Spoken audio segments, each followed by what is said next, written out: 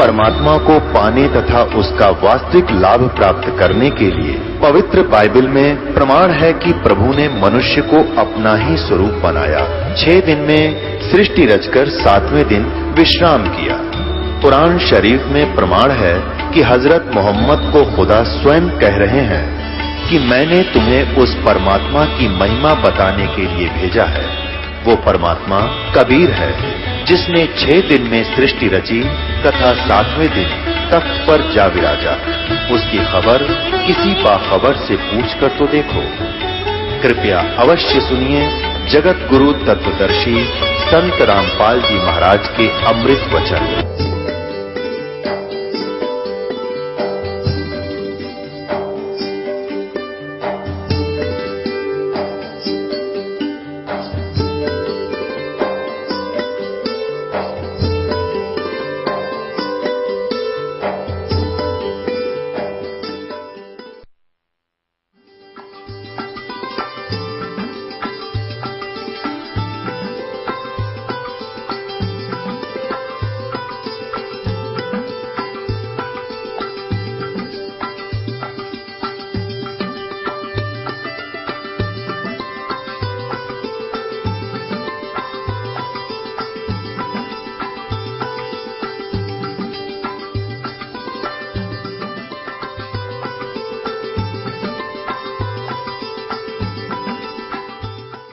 तो परमात्मा ने बुद्धि दी जीव को ये ऐसे इंटरनेट सिस्टम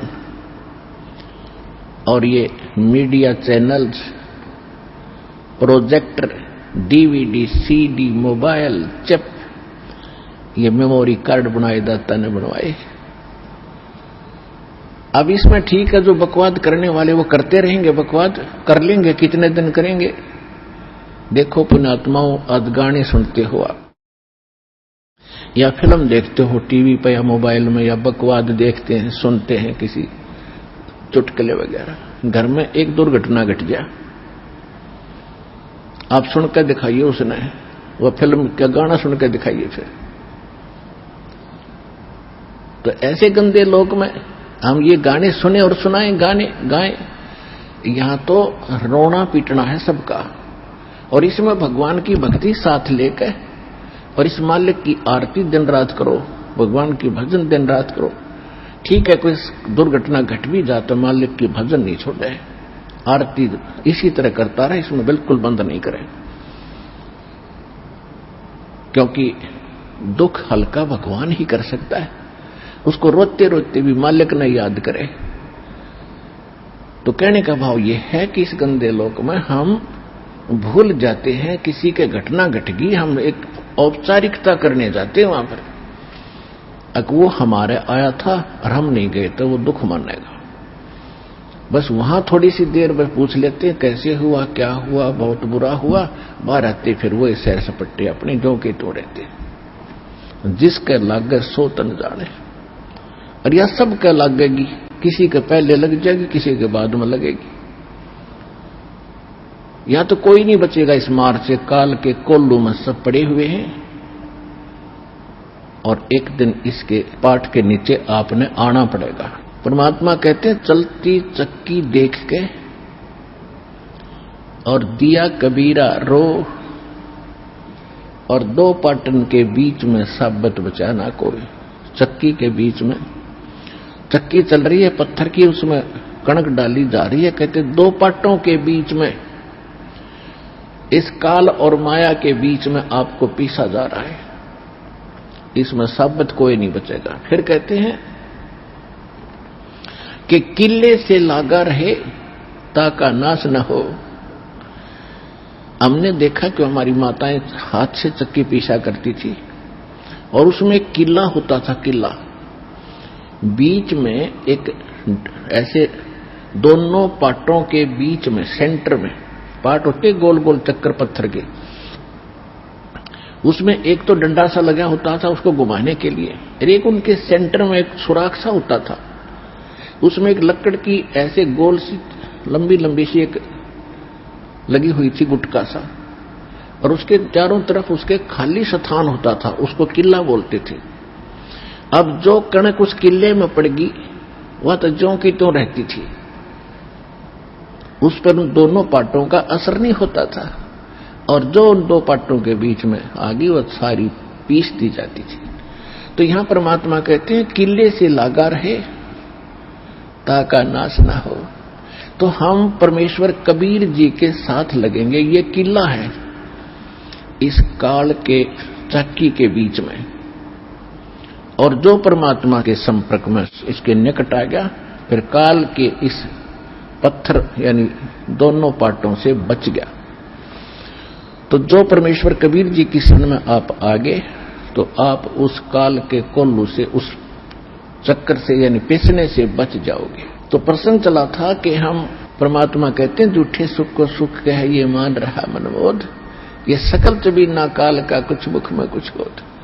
तो परमात्मा ने ये आग पहले नहीं लगने दी शिक्षा की, और कितना प्यार, कितनी आधीन्य, कितनी विनम्रता। और जितने हम विनम्र होंगे, अधीन होंगे, अहंकार रहित होंगे, उतना भगवान हमारे निकट आओगा। आदीनी के पास है ये पूर्ण ब्रह्म दयाल, मान बड़ाई मारियो भाई बेअदबी सिरकाल।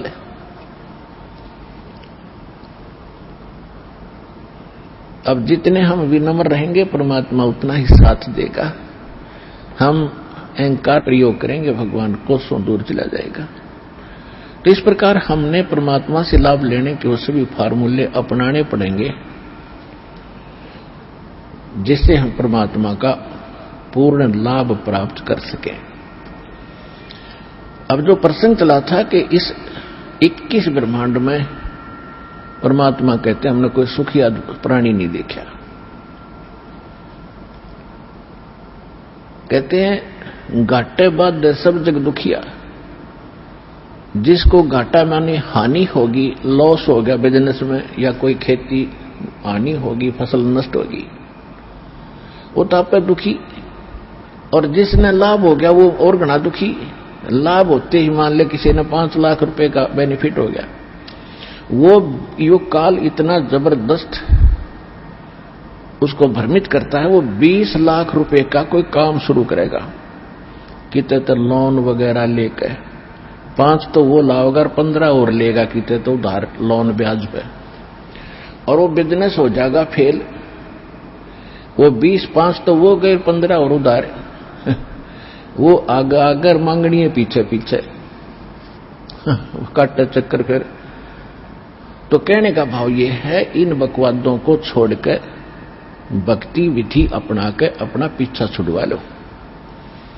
इतनी सी बात है। परमात्मा 120 वर्ष तो पहले कह के चले गए, अब वो एक अपना एफिडेविट छोड़ गए, अपनी वाणी छोड़ गए भगवान विधान बना के। आज ये दास 20 वर्ष से ये दास लग रहा है इसी को समझाने और बताने के लिए।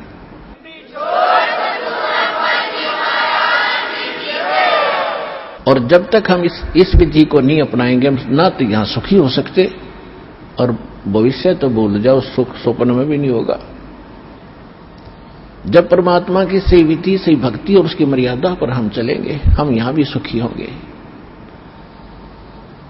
पुण्यात्माओं, एक दिन दास वहां गया हुआ था गोवा के अंदर। गोवा एक स्टेट है और समुद्र के किनारे बसा हुआ है। वहां भगत ने एक सत्संग करवाया था। हम सत्संग करने गए थे सन 2004 में, और वो सत्संग भी उस समुद्र के किनारे से थोड़ी सी दूरी पर, यानी वहां से 8-7 किले दूरी पर, 1000 फुट दूरी पर एक ग्राउंड था, वो बुक करा रखा था। सत्संग समाप्त करने के बाद शाम को टहलने के लिए चले गए, और सुबह भी फिर उधर ही घूमने जाते थे। तो क्या देखा, वहां पर ये फॉरेनर, विदेशी लोग अपने परिवार सहित उस समुद्र के किनारे रेत के अंदर लौट रहे हैं और रेत को लगा रहे हैं, और वो बता रहे थे कि ये कह रहे, अंग्रेजी में बोल रहे थे, कहा बड़ा आनंद आ रहा है, यहां पूरी शांति मिलती है। और फिर उनके बारे में ये भी बताया गया कि ये वहां अरबपति हैं, अरबपति। इनकी बहुत बड़ी इंडस्ट्री चलती है, इनके बड़े बड़े महल हैं, बड़ी बड़ी कार हैं, 1-1 करोड़ की कार है इनके पास। और उन महलों को जिसमें ये करोड़ों रुपए की कोठी बनाकर करोड़ों रुपए की कार लेकर, वहां शांति नहीं, शांति मिली वहां कपड़े निकाल के एक लंगोट बांध गए और रेत में पड़े हैं। कहा हाँ यहां बड़ी शांति है। इन कोठिया ने शर्मा मारोगे जहां शांति नहीं, चाट लो उन कोठिया ने जहां शांति नहीं। तो पुण्यात्माओं ये हालत है हमारी। शांति तो है बिल्कुल निश्चिंत होकर के और हल्का बनके, इन कार कोठी और माया में कभी सपने में भी शांति नहीं होगी।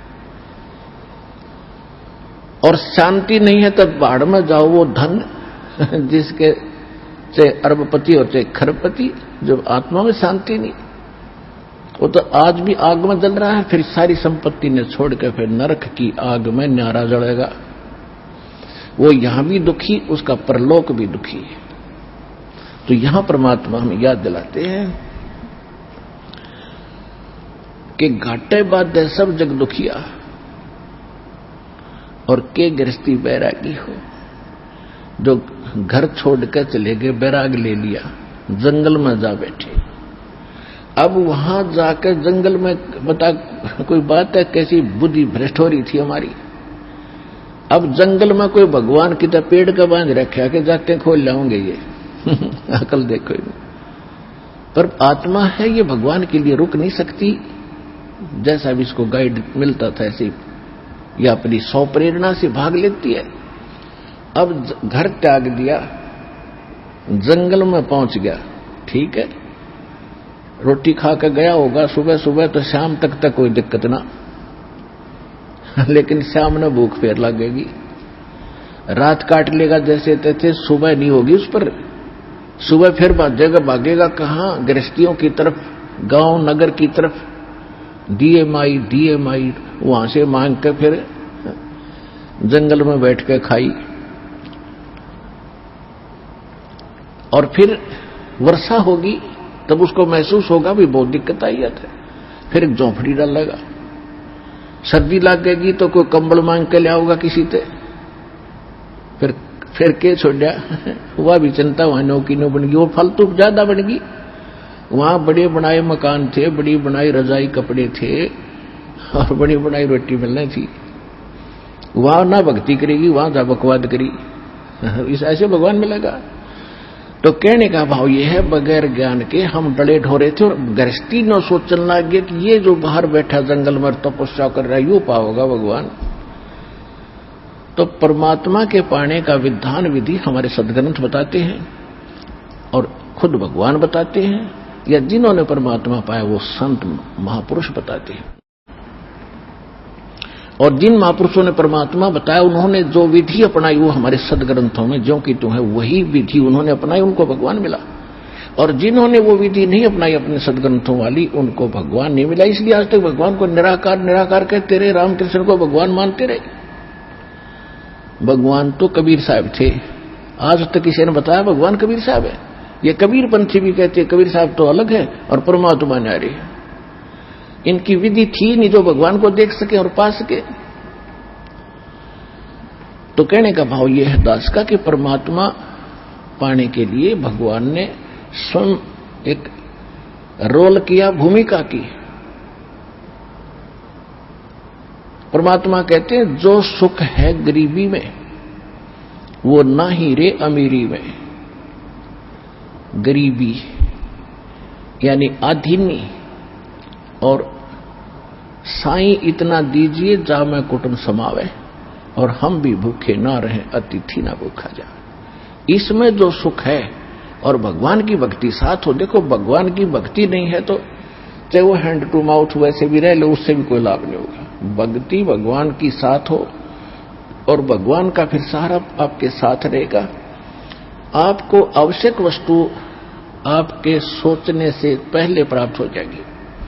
जब हम भगवान परमात्मा कबीर जी की शरण में विधिवत रहेंगे तो फिर हमने घने संग्रह संचन की आवश्यकता क्या। लेकिन हमारा जो है दिल इतना कमजोर हो लिया, हम संग्रह किए बिना रुक नहीं सकते। फिर परमात्मा ने बताया कि जैसा भी जिसकी व्यवस्था है उसी में इस भगवान की भक्ति को प्रारंभ करो, ज्ञान को सुन और इस पर कुछ कदम इसके अनुसार रख कर देखो, फिर आपको शांति भी होगी, घर में बरकत भी होगी, पापों से भी बचोगे। अब परमात्मा एक झोपड़ी में रहा करते सारी ब्रह्मांड के रचने वाले, वो एक शब्द से और एक सेकंड में इतना आलीशान मकान बना सकते हैं, एक वचन से, जिसके वचन से सब ब्रह्मांड और सब सूर्य और ये चांद सितारे बन गए और ये सब जीव जंतु, ये पौधे परमात्मा के एक वचन से बाग लग गए। तो क्या वो अच्छे महल बनाकर नहीं रह सकते थे इस पृथ्वी पर? काशी बनारस में वो जुल्हे का काम करके क्यों दिखाया उन्होंने? क्यों एक झोंपड़ी में टाइम पास किया कि बच्चों आपको बस इतना ही पर्याप्त है। इस गंदे लोक में, इस काल की जेल में तुम बड़े बड़े व्यवस्था करने चाहते हो तो तुमने भांग पी ली। आपको ये जेल महसूस हो नहीं रही क्योंकि आपको नशा करा दिया इसने। अब ये परमात्मा का ज्ञान एंटीबायोटिक काम करेगा, ये आपका नशा उतारेगा और फिर आप होश में आओगे, फिर आपको यह जेल दिखाई देगी। जब आपको ये जेल दिखाई देगी तो इससे निकलने की आप चेष्टा भरसक करोगे।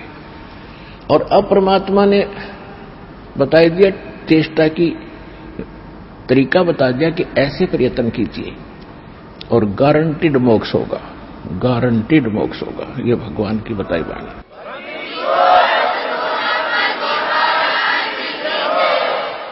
तो क्या बताते हैं कि हम समझा करते जो जंगलों में चले गए और ढोने लगाकर आग अग्नि जलाकर बैठे हैं आसन पद्म लगाकर, गृहस्थी ये सोचा करते थे भगवान तो ऐसे मिलेगा। हम ऐसा नहीं कर सकते, हम बच्चे नहीं छोड़ सकते, ना इतना समय हम निकाल सकते। इसलिए हमने भगवान को खोजना बंद कर दिया। क्यों? इस तरह डले ढुए नहीं और भगवान मिले नहीं। फिर भी दुख होता था, अपनी छोटी मोटी क्रियाएं भगवान की करते ही रहते थे क्योंकि आत्मा परमात्मा के बिना नहीं रह सकती। ये मन है, ये बकवाद करवाता है, इसके साथ इसका जोड़ा कर दिया काल ने कि इसको भ्रमित रख, इसको भयभीत रख, तेरा ये नुकसान हो जाएगा, ये नुकसान हो जाएगा। वहां सत्संग में गया तो यहां पीछे से हानि हो जाएगी। इसको ऐसा भयभीत करके वहीं बैठा लेता है, यहां नहीं आने देता और वहां रहते रहते सारा परिवार का परिवार नष्ट हो जाता है। तब कौन सी रक्षा कर ली आपने? रक्षा करने वाला भगवान, इससे आप दूर कैसे बात बनेगी आपकी? अब जैसे एक बार ये दास जब ये दीक्षा ली थी, ये ज्ञान समझ में आया था, सर्विस भी करता था, तो जब ये ज्ञान समझ में आता तो अपने साथी कुलिक को, सभी को जो भी संपर्क में होते हैं ज्ञान सुनाना हमारी मजबूरी बन जाती है और जरूरी बन जाता है। ऐसे ही ऑफिस के अंदर दास ने जिक्र किया तो एक हमारा जो साथी था वो कहने लगा, भाई आपने संत तो देखे नहीं है। मां भी कैसे? कि एक बार मैं चला गया हरिद्वार और आगे पहुंच गया ऋषिकेश। ऋषिकेश की झाड़ियों के अंदर मैं घूमता घूमता गया, आगे क्या देखा कि 10-20 व्यक्ति बैठे एक वृक्ष के नीचे और जंगल की तरफ टकटकी लगाए बैठे। मैं वहां गया, उनसे पूछा यहां क्या देख रहे हो? उन्होंने बताया कि यहां एक महात्मा रहता है, बड़े सद्पुरुष हैं और केवल एक केले के पत्तों को लंगोट के स्थान पर बांधते हैं पर्दे पर और ना नगर में आते ना बस्ती में, इस जंगल में घूमते रहते हैं, गुफाओं में रहते हैं और उसके दर्शन यदि हो गए तो बेड़ा पार हो जाएगा। एक उन्हीं में से कह रहा था, एक दिन मैं यहां सुबह सुबह वक्त से आ गया और मैं ऐसे ही देख रहा था, उस महात्मा ने मुझे देख लिया, वो मेरी तरफ ही आ रहा था। मैं उसको नहीं देख सका, वो मुझे देखकर वापस भाग लिया। मैंने उसकी पीठ पीठ देखी थी, जब चेहरा देख लेता था, दर्शन हो जाते तो बेड़ा पार हो जाता। अब मुझे तो मालूम था कि उनको आगे बात बढ़ाना मैंने उचित भी नहीं समझा। मैं भाई ठीक है, अब इतने रंगमर रंगे हमने कक्का पता नहीं। अब इसके विषय में सुख संवेद में क्या बताया है कि डंब करे डूंगर चढ़े। एक समय दास अपनी ड्यूटी पर जा रहा था मोटरसाइकिल पे, और उस समय क्या देखा कि एक ऊंचा सा स्थान था गांव से बाहर, ऊंचा टीला, ऊंची स्थान थली सी थी, उस पर 10-20 वृक्ष थे और नीचे एक तालाब था। वहां एक संत बैठा, साधु धूना लगा के, और कई भक्त उसके चारों तरफ गांव के लोग बैठे। कोई जा रहा था तो हमने पूछा भाई ये कौन है कि बड़े पहुंचे महापुरुष बाबा तपस्या कर रहा है, और दूर तक दिखे साफ हो बैठा। वहां भी ठीक है, तब तक हमने नाम लिया नहीं था। अब नाम लेने के बाद परमात्मा के ज्ञान के प्रकाश में दिखाई दिया वो तो डले डोए था, पशु था। क्या बताते हैं कि डंब करें, पाखंड करें। डंब माने पाखंड, डंब करें डूंगर चढ़े। डूंगर माने ऊंचे स्थान पर बैठेंगे, न सब न दिखूं, तपस्या कर रहा हूं। डंब करें डूंगर चढ़े, अंतर झीनी झूल, और जग जाने यो भक्ति करे, यो बोवे सूल बबूल।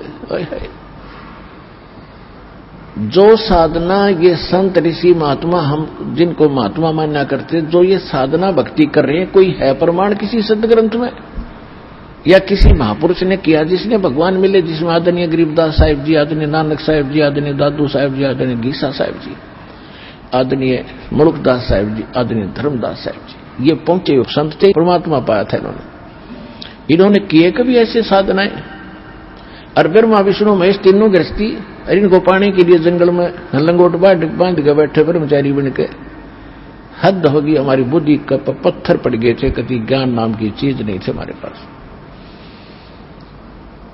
अब क्या बताते हैं कि डंब करें डूंगर चढ़े, अंतर झीनी झूल, और जग जाने यो भक्ति करे, यो बोवे सूल बबूल। अब ये तो ड्रामा करते हैं कलयुग के जो कर रहे हैं। सुबह जैसे गर्मियों के दिनों में 40 दिन तक 5 धोने लगाकर बीच में बैठ गया, 40 दिन में होगी अमर काया, वाह भाई वाह। या फिर झरना बैठ गए, कहते ये तो है एक ड्रामाबाजी। और पहले ऋषि महर्षि तन मन धन से भक्ति करते थे, हजारों वर्षों तक उनकी लंबी आयु होती थी, तपस्याएं करते थे, उनको कुछ नहीं मिला, क्योंकि ये परमात्मा प्राप्ति का साधन ही नहीं है। इससे क्या होता, तप से राज मिलता है, तप से राज मदमानम, और जन्म तीसरे शुक्र सवानम। जैसे सदग्रंथों में भी लिखा है, तपेश्वरी सो राजेश्वरी, राजेश्वरी सो नरकेश्वरी।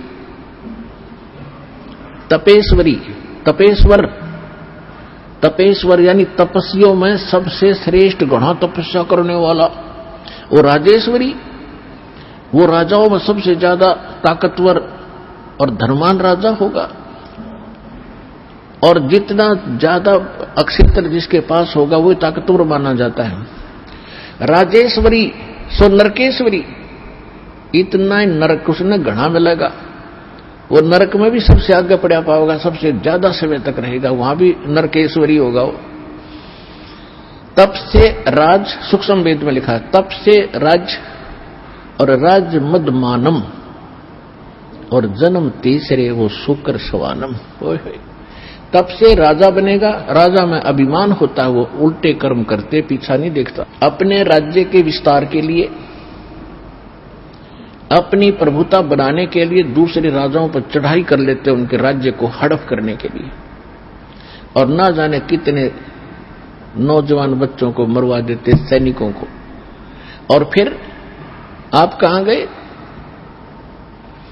कहां उनके राज आज गधे बनकर घूम रहे, वो कुत्ते गधे सुअर की योनि में राजा लोग। ये अनमोल मनुष्य जीवन ये डले डौण के लिए नहीं मिला था, ये बकवादों के लिए प्राप्त नहीं हुआ था। ज्ञान न होने से हम इस काम लाग गए, भगवान तो मिला ही नहीं। जब भगवान नहीं मिला तो फिर बकवादों में लगेगा। जैसे गाय के बच्चे को जब वो मां का दूध पी रहा होता है तो क्या करता है धनी, उसको मां का स्तन छुटवा के अपने हाथ की उंगली दे देता है दो मुख में, और वो थोड़ी देर तो उसको ऐसे ऐसे मारता चूसता रहता है जैसे दूध होगा इसमें। वो उसको धीरे धीरे ले जाकर खुट्टे तो बांध देता है रस्से ते, और वो थोड़ी देर तो उसको चूसता फिर वो छोड़ देता है कि उसमें तो वो आनंद आ ही नहीं रहा जो मां के स्तन में था। फिर वो क्या करता, या तो ऐसे ऐसे करता, या फिर उसमें द्वार का शर मारने लग जाएगा या कूदने लग जाएगा। यानी जब उसको आनंद आ रहा था तब तो निश्चिंत वो आनंद ले रहा था, और जब वो छूट गया तो आनंद जिसको उसने उंगलियों को सतन मान के थोड़ी देर तक चूसा वो छोड़ दिया, क्योंकि उसमें वो आनंद नहीं। फिर लग गया टक्कर मारने द्वारों के। तो हमारे साथ वो बन गई। हम पहले तो भगवान की तरफ लगते हैं, भगवान को पाएंगे चाहे कुछ भी हो जाए, घर भी त्याग देते हैं, लेकिन वो वस्तु नहीं मिली हमें जिससे भगवान का आनंद मिले। हमने ये नकली साधनाएं तो मुंह में उंगली दे रखी थी, यह कितनी देर आनंद देगी। अंत में इसको छोड़कर हम फिर बकवादा बढ़ गए, सिद्धियां प्राप्त कर ली, एक दूसरे पर प्रभु पा गए, फिर पता नहीं क्या क्या उद्मस्तारण लाग गए, सब कोठी बनाने पर लाग गए। फिर वो भूल गए सारा साधन, क्यों भगवान मिल नहीं रहा, क्योंकि हमने सतन नहीं मिला मां का, हम उंगलियां मुंह में लिए फिरे थे। तो जितनी साधना है इस दास के अतिरिक्त तो साधना दास बताता है, ये सारे ऐसे ही मुंह में उंगली दे रखी इन संतों ने, इनको मूर्ख बनाने के लिए श्रद्धालुओं को। ये कभी वो आनंद प्राप्त नहीं कर सकते, यानी मोक्ष प्राप्ति कभी नहीं हो सकती। वो यहां होगी सतलोक आश्रम बरवारा जिला हिसार में, इस दास से भक्ति विधि प्राप्त करके।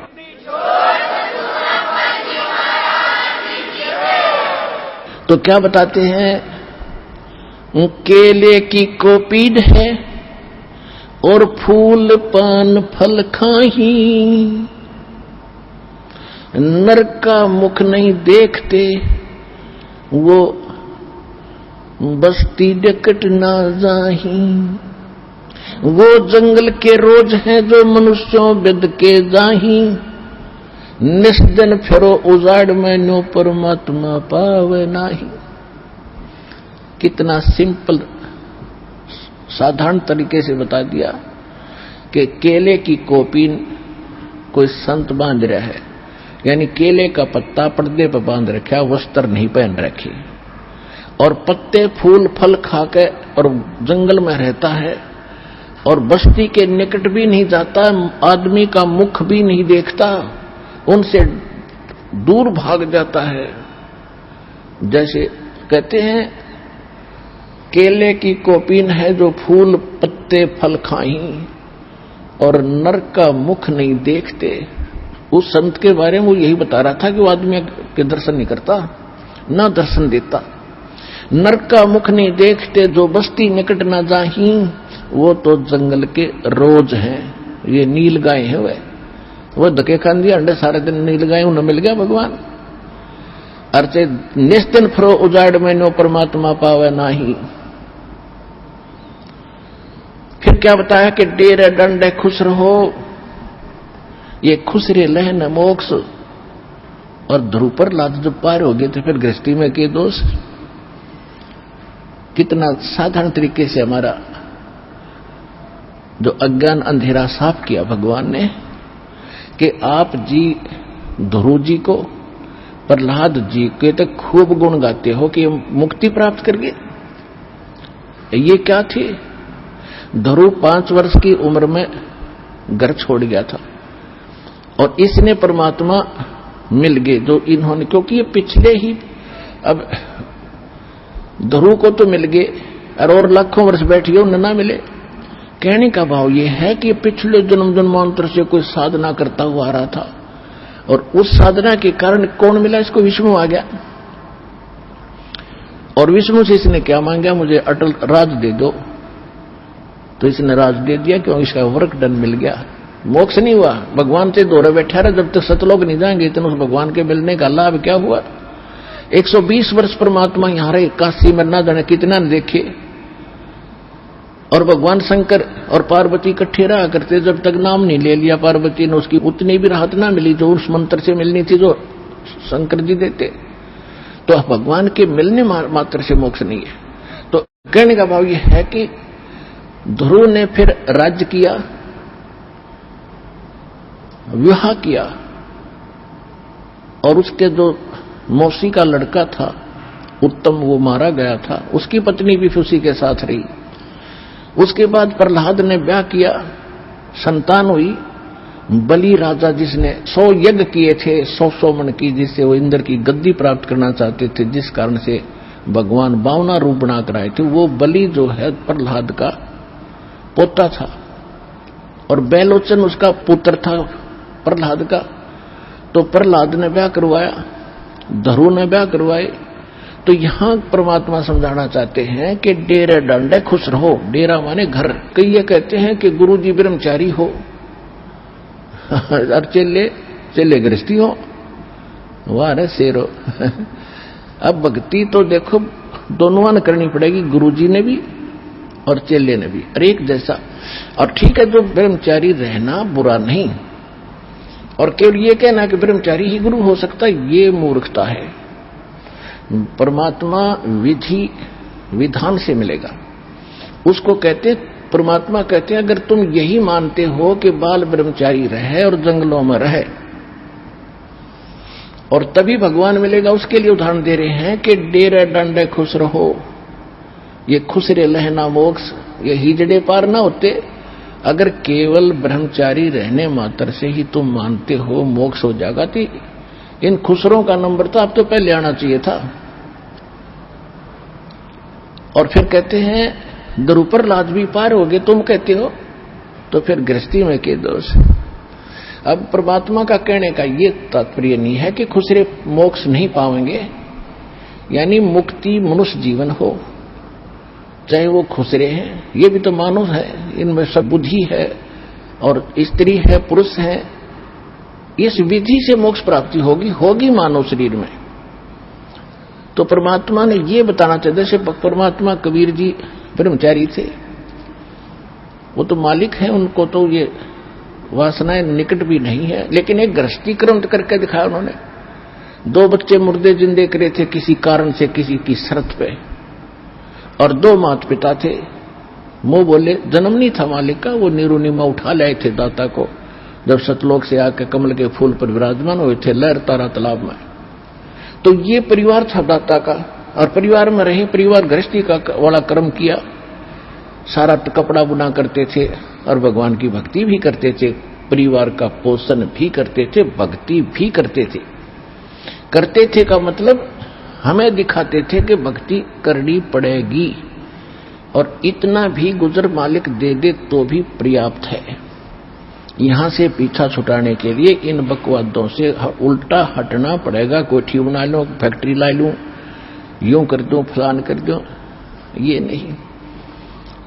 परमात्मा ने जो भक्ति करनी है तो भगत की तरह रहना पड़ेगा, बुराइयों से भी बचना होगा, और एक बहुत ही साधु भाव में रहना पड़ेगा, किसी की आत्मा नहीं दुखावे।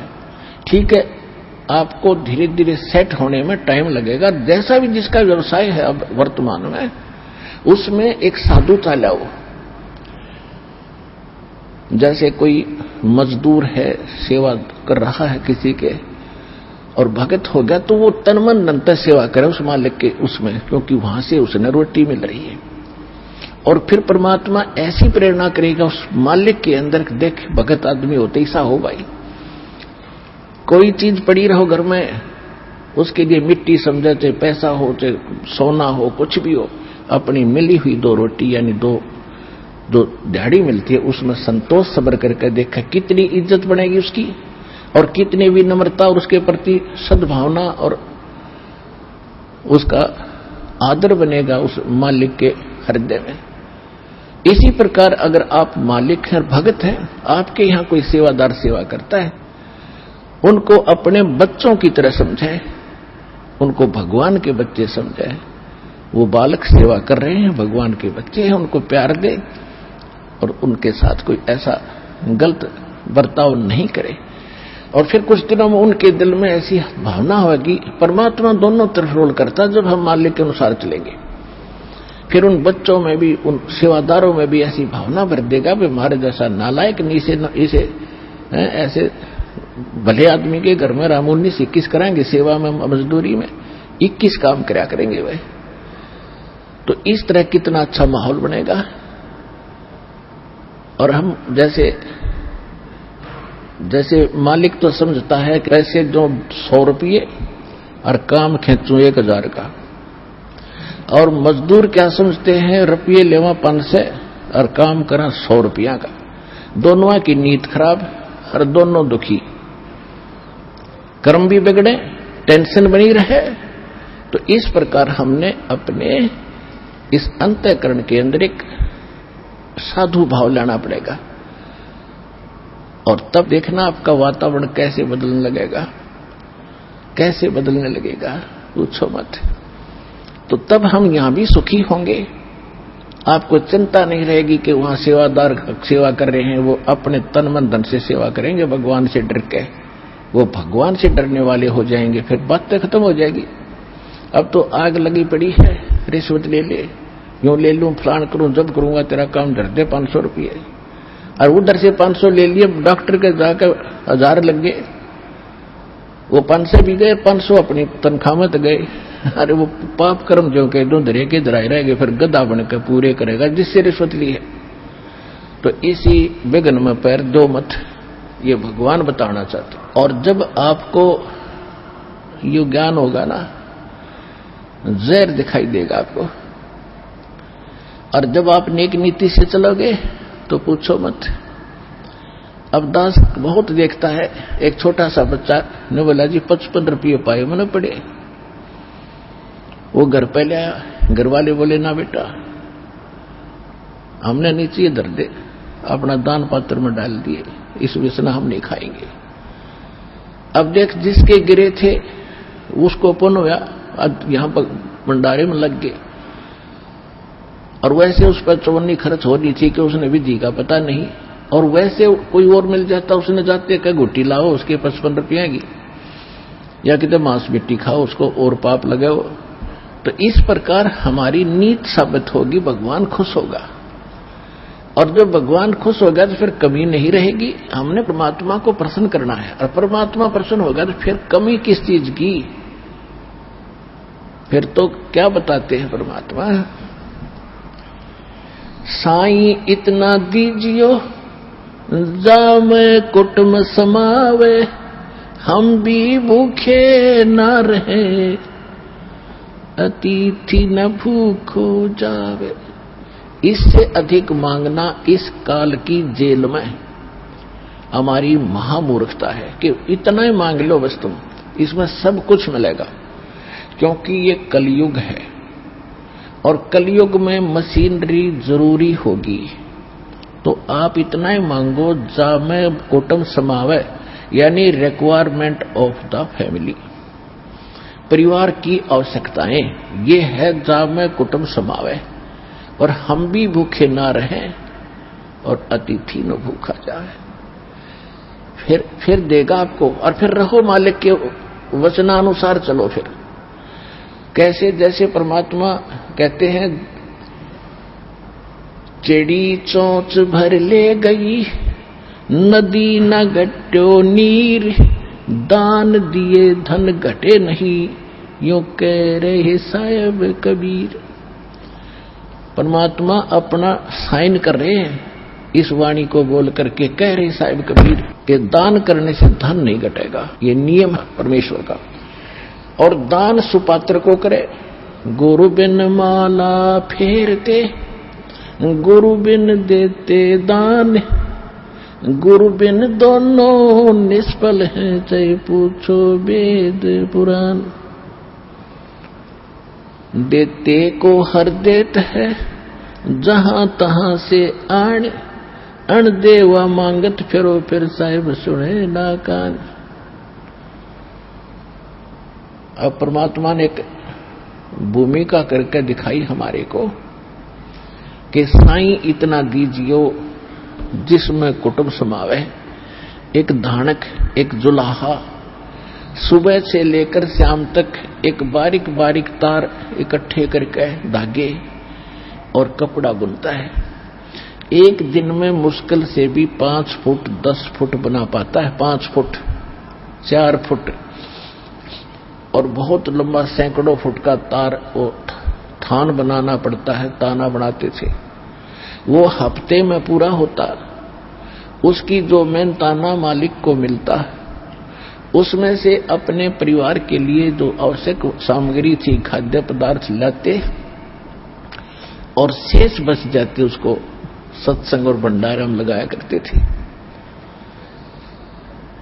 इस प्रकार परमात्मा हमें उदाहरण देते हैं कि इस लोक में आप भगवान की भक्ति अवश्य करो, पूर्ण संत से प्राप्त करके, फिर परमात्मा एक्शन में आवेगा। और वैसे आप ये फार्मूले अपनाओगे तो सफल नहीं हो पाओगे, क्योंकि फिर आपके साथ काल रहेगा, ये मन है, और केवल वर्क डन मिलेगा आपको। यहां वर्क से भी अलग मिलेगा आपको, किस्मत से भी नारा देगा परमात्मा, क्योंकि हम परमात्मा से कुछ और मांग ही नहीं रहे, इतना ही मांगते कि हमारी भक्ति बनी रहे और हमें कोई आवश्यक वस्तु का अभाव ना हो, बस इतना सा। अब जैसे ये सोचते हैं अपने बच्चों के लिए ये बना दूं, वो बना दूं। एक लाला जी था, सेठ धनी, उसने अपने मुनीमों से एक दिन अपनी टोटल संपत्ति का, सारी संपत्ति का टोटल करवाया कि कितनी संपत्ति होगी। उन्होंने बताया जी इतनी होगी, मेरी कितनी पीढ़ी इससे निर्वाह कर सकती है। उन्होंने बताया कि जी आपकी 5 पीढ़ी तो बैठा खा सकती है, इतनी संपत्ति आपके पास, धन है। अरे भले आदमियों, फिर छठी क्या खाएगी? वो छठी क्या खाएगी? और कुछ विधि बताओ। तो उन्होंने कहा जी साधु संत बताते हैं, उनके सत्संग सुनने चाहिए। तो सत्संग में बताया गया कि भाई दान करे, जब धन चाहे तो दान करे, और दान से धन घना मिलता है।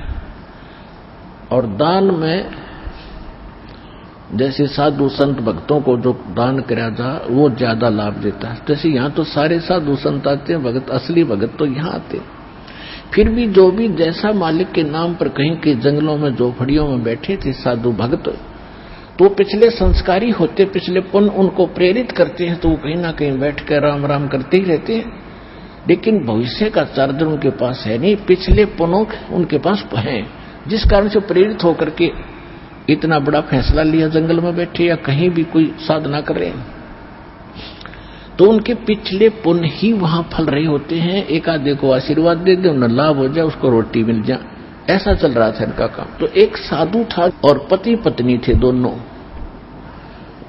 वहां रहते थे। उनको मालूम था यहाँ भगत हैं। तो उस लाला जी ने क्या किया, सेठ ने सभी मुंशियों को कहा कि नौकरों को साथ लो और आसपास जितने भी साधु संत हैं सबको आटा दे आओ, किसी को जो मांगे खांड दावल चाल सब ले जाओ और दे के आओ। अब देते हुए आ रहे थे, उस भगत के यहाँ आए। उन्होंने कहा कि ले भगत जी, हमारे लाला जी ने आपके लिए एक सीधा भेजा है, यानी आटा चावल खांड नमक आदि दाल आप ले लो। उसने अपनी पत्नी से कहा कि देखना कितना सामान अपने पास है। उसने कहा जी शाम का है, दिन में गई थी, शाम का हमारे पास है। शाम का है? कहा जी। उन्होंने कह दिया भी हम नहीं लेते, हमारे पास शाम का सामान है। तो वो कहने लगे रे भगत फिर कल भी खा लियो। बोला कल की कल देखी जाएगी, अब नहीं ले हम। बोले कमाल की बात है। उन्होंने नहीं लिया तो वापस लेकर आ गए। वो सेठ ने पूछा तुम देकर क्यों नहीं आए? वो एक और वहां भी था, उसने गिन रखे थे, सारे गिनवा रखे थे। उसने कहा जी उन्होंने ये नहीं लिया। क्यों नहीं लिया? उसने ये कहा कि शाम का तो है, सुबह का भगवान और देगा, आप देगा, हम टेंशन नहीं लिया करते। अब उस लाला जी का सिकरो गुब्या फिर दिमाग का, अरे तेरा गजब हुई हो, मैं तो छठी पीढ़ी का ठेका ले रहा हूं, सुबह की भी परमात्मा पर छोड़ दी। वहां से चलकर वहां आया, उसने पूछा कि भाई आप ऐसा निर्णय क्यों ले रहे हो, भूखे मरोगे? भूखे, वो कहने लगे भूखे मरा करें वो जो भगवान पर विश्वास नहीं करते। और हमें भगवान आगे से आगे देखता उसने, क्योंकि ज्ञान सुन रखा था, लाला जी को बैठा लिया। कहते मां के पेट में जब आप थे किसने चिंता थी तेरी? हाँ यह तो बात सही है। जब आप मां के गर्भ से बाहर आए आपका दांत नहीं थे, आप रोटी चावल आटा नहीं खा सकते थे, और उससे पहले आपकी मां के स्तन में दूध भी नहीं था, हक नहीं था। बाहर आते ही बालक कितना चिंतित है, आपको अमृत दूध पिलाया, अरे तू ठेकेदार हो रहा छठी पीढ़ी का, तेरी बुद्धि भ्रष्ट होगी लाला जी। और गधे की योनि में जागा तू। तेने बोला जी कि एक रूम तो मेरे गया कि एक रोजी कोड इकट्ठा कर लिया तने, पाप का भागी तू होकर खाएंगी तेरी पीढ़ी, वो अपनी किस्मत साथ लेकर आएंगी, तेरे भरोसे नहीं है। अब क्या करूं, तो मेरे गया बोला इसने बांट दे, धर्म कर दे, तेरी जान बचेगी। तब उस लाला जी ने वो भंडारा शुरू किया, धन भी नहीं बचेगा तेरा। तो कहने का भाव यह है पुण्यात्माओं, हम तो बहुत लंबा चौड़ा हिसाब लाए बैठे हैं, एक पल का भरोसा नहीं। देखो अंत में आपने इस स्थिति में आना पड़ेगा, और जिस स्पीड पर आप चले इसका कोई अंत नहीं। आज किसी के पास एक प्लाट है और थोड़ा सा जुगाड़ होते नहीं, सोचे एक और लूं, और फिर और जुगाड़ हो गया तो एक और लूं, वहां थोड़ा सा ठीक मिल रहा है, रेट ज्यादा होने वाले हैं, वहां भी दाव लग गया तो 30 चौथा और दूसरे शहर में ले लूं, इतने मृत्यु हो जाएगी, और फिर कुत्ता बन के वहां घूमया करेगा शहर स्पट्टे करता। यह बात आपने याद रखनी पड़ेगी, 101% सत्य है। अब जो आपको दास ने परमात्मा की वाणी सुनाई थी कि सुरपति दुखिया भूपति दुखिया रंक दुखी बपरीति हो। अब सुरपति देवताओं का राजा इंद्र बहुत दुखी, इसका इतिहास पढ़ के देखियो इंद्र का पुराणों में। कहते हैं एक बार एक ऋषि ने इसको श्राप दे दिया इंद्र को, उसका स्वर्ग उजड़ गया और इंद्र मांगता फिर जंगल में धक्के खा रहा। और फिर कभी देखते हो राक्षसों ने चढ़ाई कर दी, देवताओं का राक्षसों का लठबाज रहा है झगड़ा हो रहा है, और मृत्यु के बाद फिर इंद्र गधा बनता गधा। तो यहां कहते हैं सुरपति दुखिया भूपति, सारी पृथ्वी का राजा भी दुखी, और रंक दुखी बप्रीति हो, निर्धन तो स्वाभाविक दुखी, उस पर सारी आपदाएं आती ही हैं जब तक वो भगवान की शरण में नहीं आता।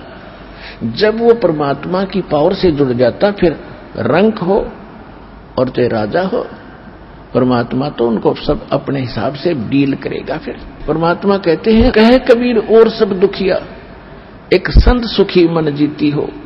अब आपने मन जीतना पड़ेगा, जीती आपने मन जीती बनना पड़ेगा। कैसे? जैसे एक रंका और बंका नाम के दो पति पत्नी भगत थे और परमात्मा आए हुए थे। परमात्मा क्या करते हैं, आपको वेदों से भी प्रमाणित किया है कि जब चाहे कहीं पर भी एक साधु संत रूप बनाकर वो कुछ समय उस क्षेत्र में रहा करते, क्योंकि वहां उनकी कुछ पुण्य आत्माएं होती थी, उनको फिर से चार्ज करते थे, ज्ञान सुनाते थे, माया से हटाते थे और भक्ति में जोड़ कर उनके पुण्य कर्म बना के वहां अंतर्ध्यान हो जाते थे। और उसी समय नामदेव जी महाराष्ट्र के अंदर नामदेव जी छिप्पी जाति में ये भी प्रकट थे। ये पहले ओम नाम का जाप करते थे। ये पिछले जन्म के पुण्यकर्मी प्राणी ही होते हैं जिनमें बचपन से ही परमात्मा की तड़प होती है। तो ओम नाम का जाप करते थे ओनली, और उस समय भी उन्होंने काफी चमत्कार दिखा दिए थे। लेकिन फिर परमात्मा आए और उस प्यारी आत्मा को समझा कि इस ओम से ऊपर एक और मंत्र है। अकेले ओम का मंत्र तो इस ब्रह्म का है, और इस जेल से छूटने के लिए 3 मंत्र का जाप है, ओम तत्सत। और तत् और सत ये सांकेतिक है। अब नामदेव जी को काफी मालिक ने समझाया, तब उनकी समझ में आई। फिर उनको सतनाम दिया, यानी दूसरा मंत्र भी साथ दिया। फिर वो उसका जाप करने लगे। अब गरीबदास साहिब जी ने बताया कि नम छिपा ओम तारी, पहले केवल ओम में लो लगा रखी थी, ओम में लगन थी और कोई जाप नहीं करता था। और पीछे सोहम भेद विचारी, बाद में उन्हें सोहम का ज्ञान हुआ। और सार शब्द इन दोनों से ऊपर है, सोहम ऊपर और है सत्सुकृत एक नाम, गरीबदास जी ने अपनी वाणी में लिखा है। कहते नामा छिपा ओम तारी, पीछे सोहम भेद विचारी, और सार शब्द पाया जद लोई, आवागमन बहुत डावी। तब नामदेव जी का कल्याण हुआ। जब परमात्मा आए हुए थे उनको सार नाम दिया नहीं था, मालिक समझाया करते थे, सतनाम प्राप्त था। लेकिन पिछले संस्कार इतने प्रबल थे। एक दिन नामदेव जी जा रहे थे कहीं से, और साथ में रास्ते में एक मंदिर था। मंदिर में ब्राह्मण लोग अपनी आरती उतार रहे थे, और आरती उतार रहे थे, बड़ी लय से गा रहे थे। नामदेव जी के भी वो परमात्मा की आरती का धुन लगी। वो तो घंटियां बजा रहे थे, कोई ऐसे झालर पीट रहा था, लगा रहा था, और उसने अपनी दोनों जूती निकाल ली, जूती होती थी, दोनों निकाल ली, उनको ऐसे बजाते हुए, और वो आरती गाते हुए ब्राह्मणों के बीच में घुस गए भगवान के दर्शनार्थ मंदिर में। अब पंडितों ने देखा कि ये छोटी जाति का हाथों में जूते लेकर आ गया हमारे बीच में, इसने तो भ्रष्ट कर दिया भगवान के मंदिर को। और वो धुन में लगे हुए थे, उनको धक्का में जावा नहीं, वो अपने मंडरे उसको पकड़ कर जबरदस्ती घसीट कर और मंदिर के पीछे पटक दिया। वो वहां पड़े पड़े भी ऐसे आरती गा रहे और जूतियों से पीट रहे। परमात्मा ने वो मंदिर का मुख नामदेव की तरफ कर दिया। पंडित जी पिछली साइड में पिट झालर पीछे न खड़े।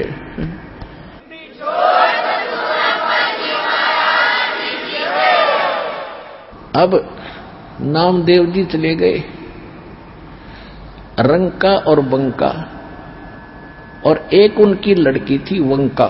नामदेव जी रंका और वंका के घर अधिक जाते थे, क्योंकि वो भी परमात्मा के शिष्य थे।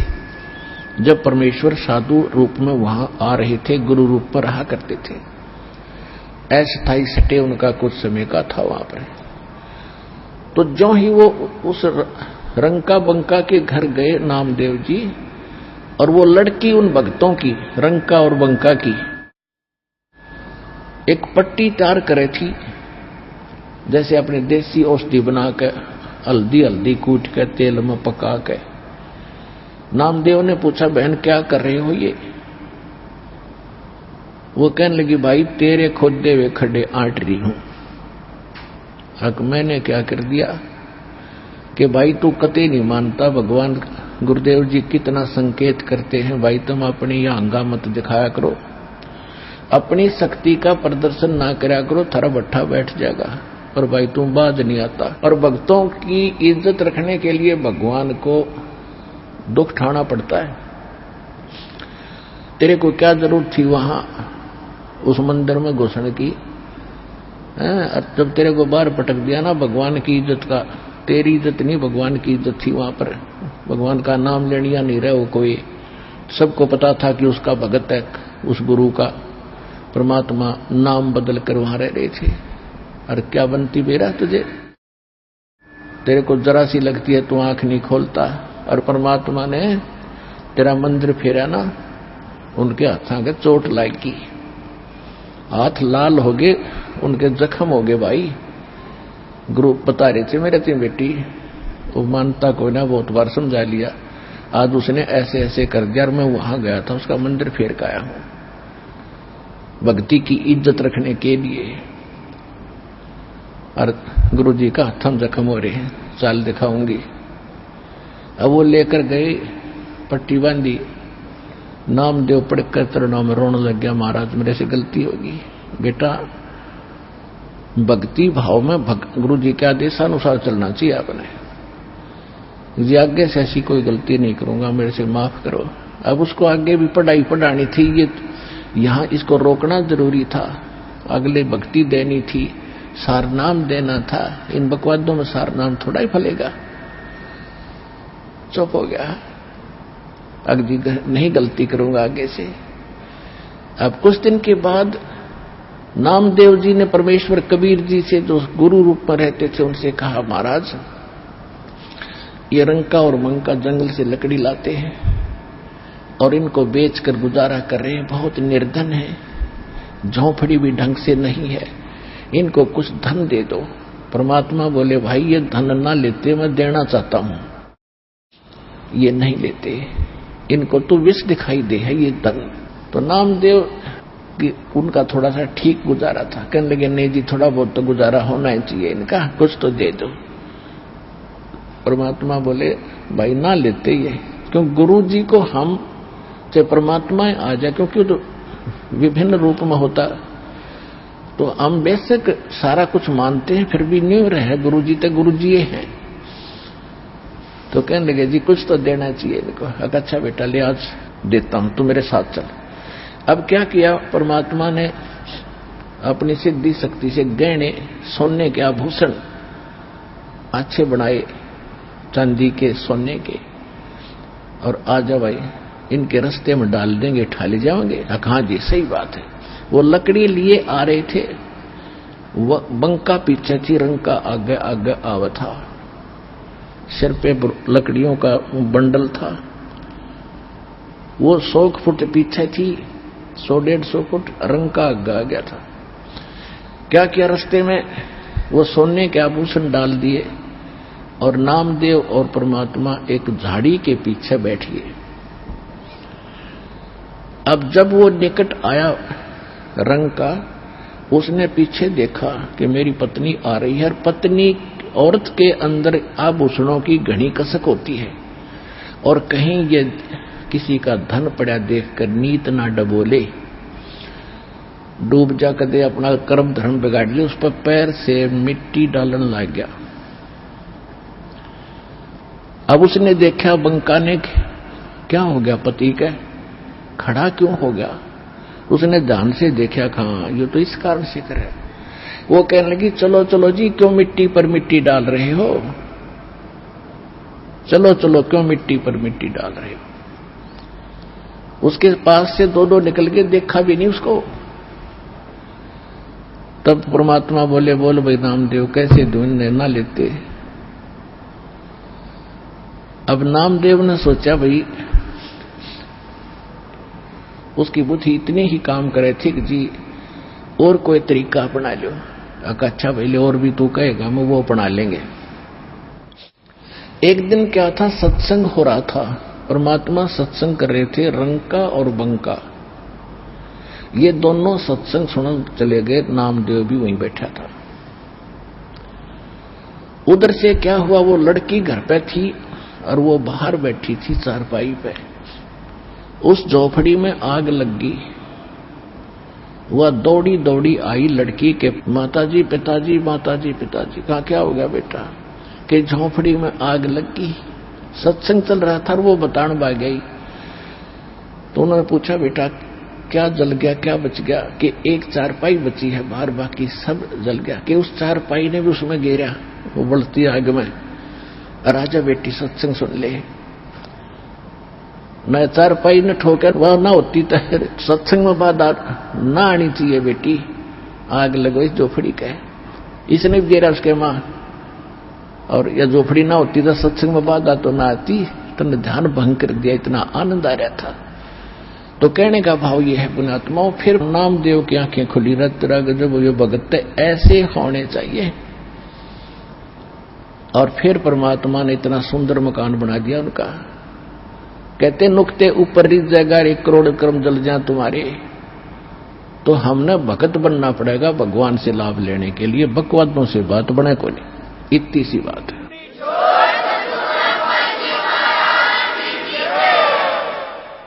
साईं इतना दीजियो हो जामे कुटुंब समावे, हम भी भूखे न रहे अतिथि ने भूख जाए।